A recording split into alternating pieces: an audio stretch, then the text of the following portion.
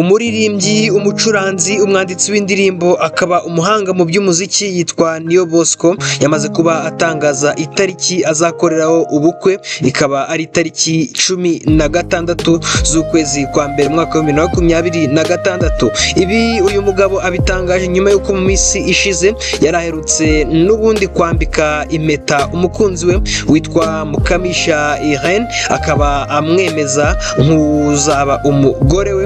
N'ibirori byabaye muri Nzeri muri uyu mwaka.